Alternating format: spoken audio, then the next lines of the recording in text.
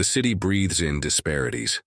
Downtown is pristine, with polished sidewalks and towering office buildings reflecting the golden hue of the setting sun. A different world exists just a few miles away. Cracked roads, underfunded schools, and small businesses struggling against a system designed to keep them on the margins. The division is clear, yet unspoken. A silent understanding among residents. Some move freely, without thought, while others tread cautiously, their presence always scrutinized. Ava Mitchell knows both worlds. She strides through the sleek corridors of a top corporate law firm, heels clicking against the marble floors, yet she carries the weight of expectation on her shoulders. Her suit is tailored to perfection, her posture unshakable. To outsiders, she is confidence personified, but beneath that, she is all too aware of what it takes to exist in a space never built for her. She learned early, perfection isn't a choice, it's survival. At law school, she was always the last. One people assumed would speak up in class until her sharp, deliberate arguments silenced them. At work, she watches male colleagues with half her qualifications move ahead with ease, while she fights twice as hard to be taken seriously. She forces herself to smile at microaggressions, at compliments veiled in condescension. "You're so articulate," they say, as if it were a surprise. She laughs it off, but inside, she feels the sting. She has learned to suppress her reactions, to control her rage, to be gracious even when respect is not extended to her. But she is exhausted. And tonight, as she leaves work, all she wants is to go home. Her hands grip the steering wheel as she drives through the city. The familiar path to her apartment is one she could navigate with her eyes closed. She exhales, letting go of the day's stress. Then the sharp flash of red and blue fills her rearview mirror. Her body tenses. Not again, she checks her speedometer. She wasn't speeding. Her registration is up to date. She signals and pulls over, already anticipating what's next. The tap on her window is slow, deliberate. She rolls it down, her heart steady but her breathing controlled. "License and registration," the officer says, voice coated with indifference. Ava complies, moving slowly, her every motion deliberate. She hands over her ID, waiting. The officer, a white man with a build that suggests a fondness for asserting dominance, studies her license. Then his gaze shifts back to her. "This your car?" The emphasis is subtle but unmistakable. Ava meets his stare. "Yes, officer, it is." His smirk is slow, amused. "Must be a good job, then." She nods, unwilling to engage in his game. He glances at her license again. "Ava Mitchell. What do you do for a living, Miss Mitchell?" "I'm an attorney." There it is, the flicker of surprise. He wasn't expecting that. He was expecting an excuse, a stumble, a discomfort that he could feed on. He scoffs. "Attorney, huh? Let me guess. Diversity hire?" Ava feels her nails dig into her palm. Years of practice help her maintain her composure. "I graduated top of my class, got this job on merit." "Sure," he drawls. "Bet that helped, though." He waves her ID slightly before handing it back, his amusement growing. "Women like you always have something extra working in your favor." She doesn't take the bait. His smirk fades. He expected a reaction. "Step out of the car," he orders. Ava blinks. "Excuse me?" I said, "Step out of the car." His hand drifts to his holster, resting there in warning. She swallows. Her mind races. She knows the statistics, knows how this can go, knows how quickly it can escalate. Her father's voice rings in her mind. "Be careful, be respectful, but never let them break you." She exhales through her nose, forcing herself to remain calm. "Officer, I haven't broken any laws. Why do I need to step out?" His expression hardens. "Are you refusing to comply?" Ava clenches her jaw. This is what he wants. For her to resist, for her to give him a reason. She reaches for her phone. His hand twitches near his gun.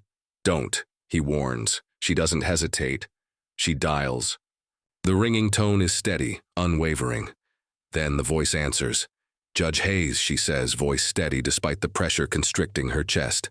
"I need your help. The shift is immediate." The officer stiffens, his smirk vanishing.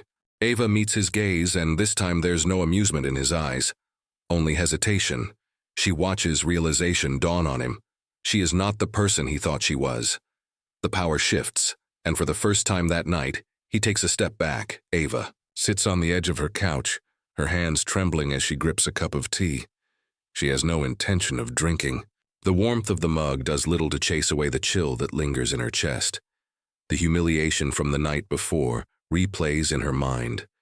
The smirk on Calloway's face, the condescension in his voice, the weight of knowing that if she had reacted in the wrong way, even slightly, things could have turned out much worse. She closes her eyes and exhales. This isn't new. This isn't the first time she's been made to feel small, as if her accomplishments, her very existence, were some kind of mistake. But this time something is different. There's no more room to ignore it, no more space to let it slide. She won't sit still and let it fester. Not this time. Ava sets the cup down, presses her fingertips against her temples, and wills herself to focus. She remembers her first year of law school, sitting in a classroom full of faces that didn't look like hers. How the professor had glanced past her during discussions, only calling on her when it was convenient. The whispers in the hallways, the dismissive nods from classmates who seemed convinced she was there to fill a quota, rather than because she belonged. She remembers the time she turned in a research paper only to have her professor ask, "Did you write this yourself?" That bitter sting had turned into fuel. She had worked harder, pushed through every barrier placed in her way, refusing to be another statistic. But why, after all this time, after earning her degree, securing her position, building her career, did she still feel like she had to prove herself? She shakes her head. No, not anymore. Her grandmother's voice drifts into her thoughts, soft but firm. Never let them make you feel small, baby girl. They'll try. They'll make you question yourself, your worth. But you stand tall. You hear me? Ava straightens her spine, feeling that old fire reignite in her chest. This isn't just about her. This is about every black woman who has been disrespected, overlooked, mistreated, and forced to smile through it. She picks up her phone and dials. The line rings once, twice, then a familiar voice answers. Ava? Judge Eleanor Hayes' voice is calm, steady as ever. Ava exhales. Judge Hayes, I need your help. There is no hesitation.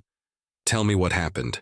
Ava lays it out in precise detail, her voice steady despite the anger brewing beneath the surface. When she finishes, the silence on the other end of the line is heavy.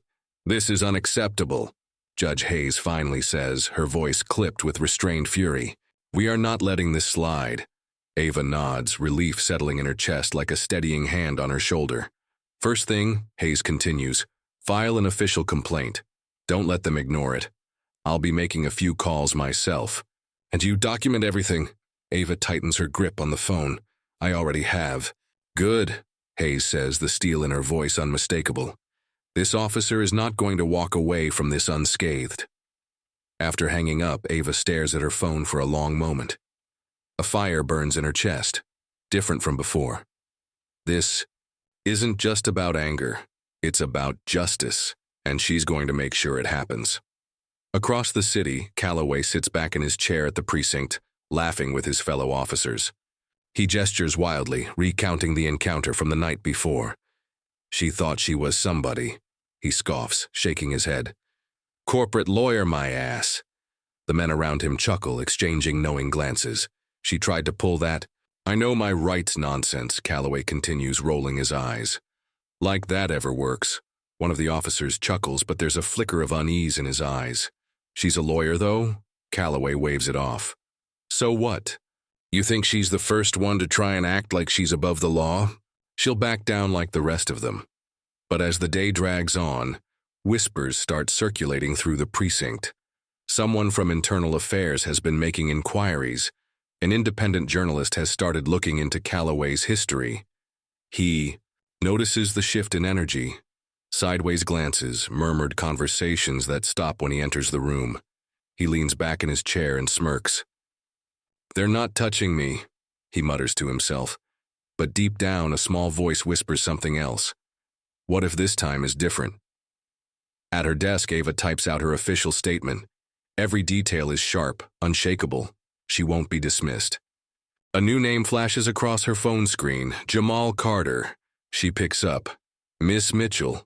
His voice is eager but respectful. I've been looking into Officer Calloway. Turns out, this isn't the first time he's harassed someone like this. And it definitely won't be the last. Ava's jaw tightens. Not if we can help it. Jamal exhales, a hint of determination in his voice. Then let's make sure this story gets told. And just like that, the first domino falls. Jamal. Carter's article hits the internet like wildfire. Within minutes, social media is ablaze with the headline, Pattern of Racism. Officer Calloway's disturbing record of abuse uncovered. The article is damning, filled with case after case of racial profiling, excessive force, and internal complaints that had conveniently disappeared within the department's bureaucracy. There are statements from victims, legal experts weighing, and hard evidence of cover-ups. The online world erupts, hashtags calling for Calloway's firing trend instantly. Activists, journalists, and everyday citizens demand justice. Ava scrolls through her phone, reading comment after comment. Some are filled with outrage, others with relief. Relief that someone finally spoke up. She knows this isn't the end, but it's a start. Her phone vibrates. A new email. Subject interview request, National News Network. She exhales. She had expected this, but the weight of it still settles heavily in her chest. This is bigger than her now. She clicks open the email, reads through the details, and makes her decision. The bright studio lights don't faze her. The anchor, a polished man in a crisp suit, introduces her. Tonight, we have Ava Mitchell, the woman whose experience with Officer Calloway has ignited a nationwide conversation on racial profiling and police accountability. Ava sits poised, hands clasped in her lap. She is calm, deliberate. The anchor asks his questions and she answers without hesitation. This isn't just about me, she says firmly. This is about every black man, every black woman who has been silenced, who has been told to swallow their fear and keep their heads down. Enough is enough. The segment ends with a final question. What do you want to say to the people watching right now? Ava meets the camera's gaze directly. Change doesn't happen in silence. The streets pulse with movement. Protesters march through the city, their voices loud, their signs bolder than ever. Justice for all. No more racist policing. We demand change. The police department issues a carefully worded statement, but it's not enough.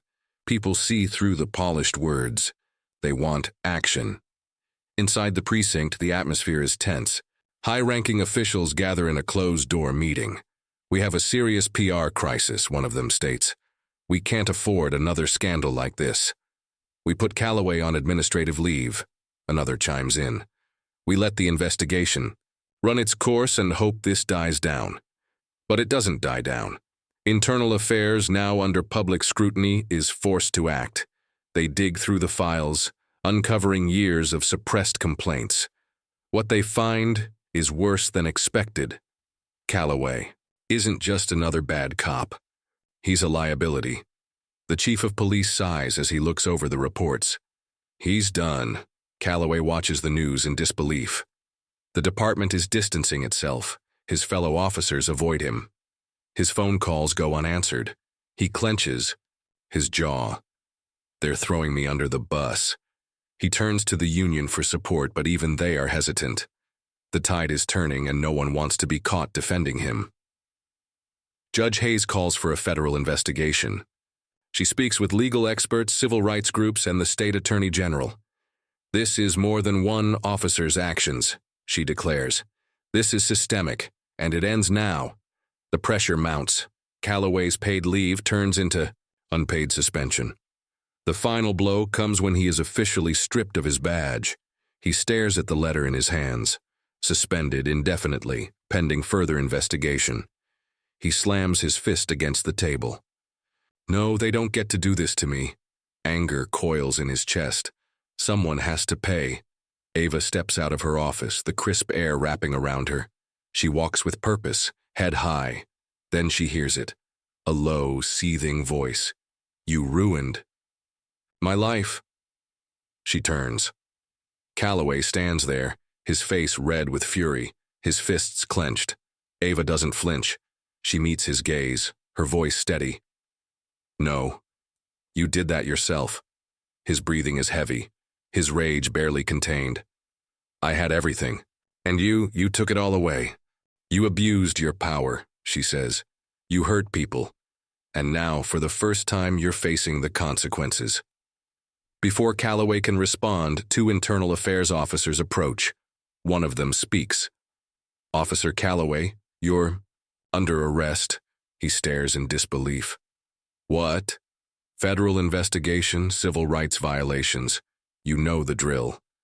Calloway opens his mouth to protest, but no words come. Ava watches as they lead him away. For the first time, he is the one who has to answer. A breath escapes her lips. Justice, for once, has not been denied, but she knows the fight isn't over. Not yet.